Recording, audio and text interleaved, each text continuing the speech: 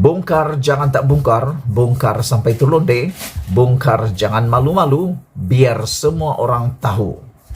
Malam ini, cadangan untuk Perdana Menteri, apa kata? Gaji menteri-menteri dipotong 50% ketika rakyat susah sekarang ini. Sebelum kita teruskan ulasan malam ini, jangan lupa tinggalkan komen Anda tentang tajuk utama pada malam ini. Cadangan kepada Perdana Menteri, apa kata? Potong gaji menteri 50% ketika rakyat dalam keadaan susah.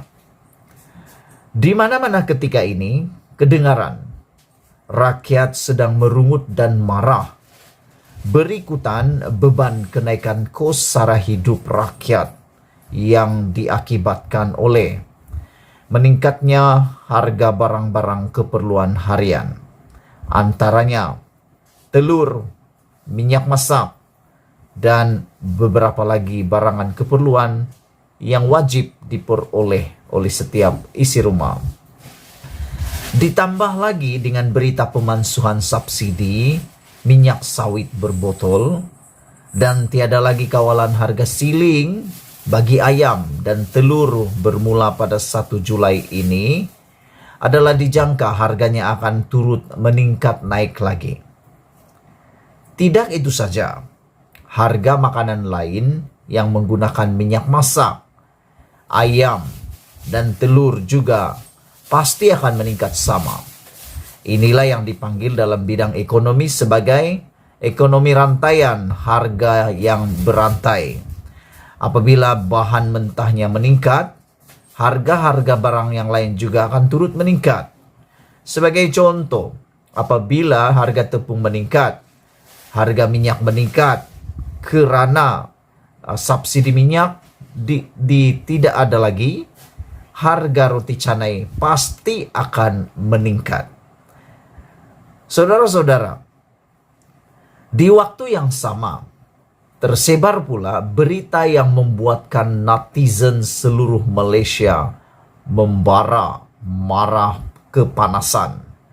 Apabila berita bahawa gergasi pengeluar minyak sawit negara, FGV Holding, yang sahamnya dikuasai 80% oleh Felda, akan bermesyuarat, dan antara agendanya ialah meningkatkan allowance tahunan pengerusinya daripada 300,000 kepada 480,000 setahun.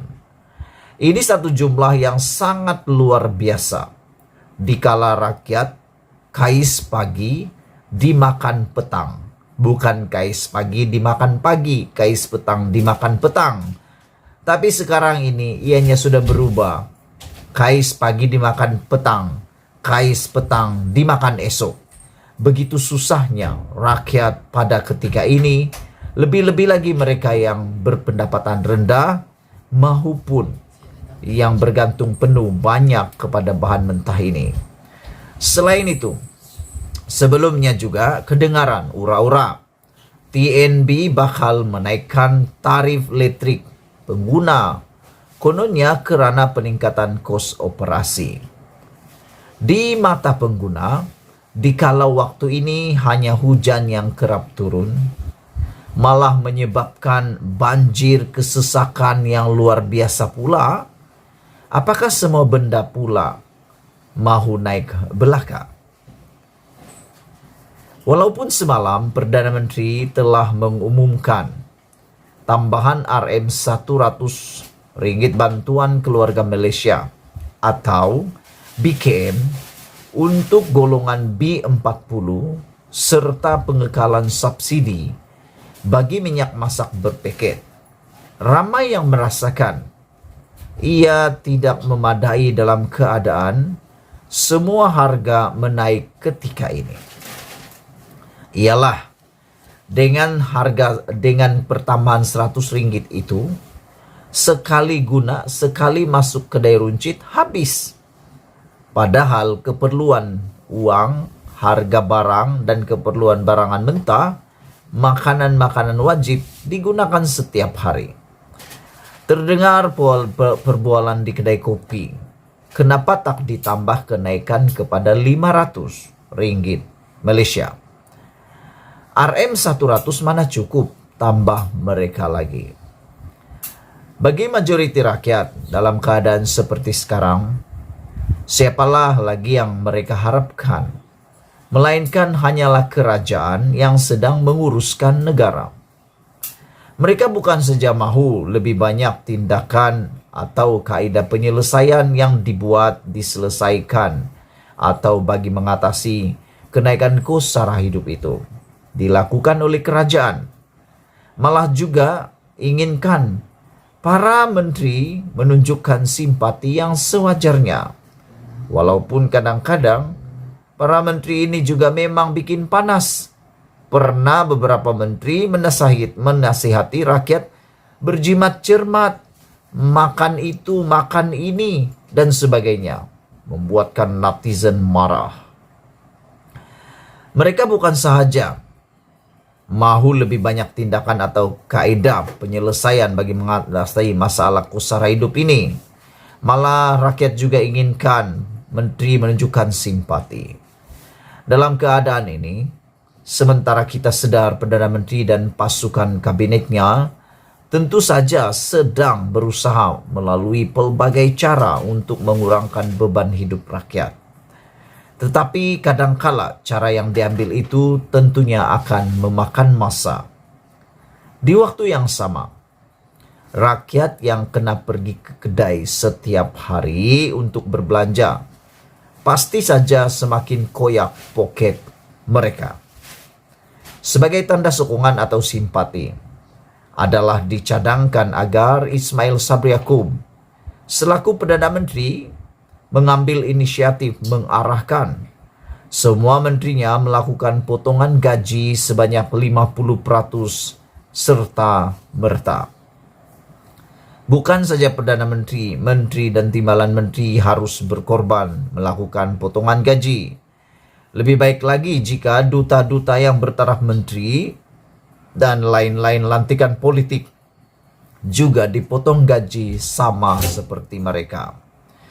Walaupun mungkin ada yang menganggap potongan 50% gaji itu terlalu tinggi, tetapi harus disadari, semua mereka itu mempunyai pelbagai allowance lain yang jumlahnya lebih daripada cukup.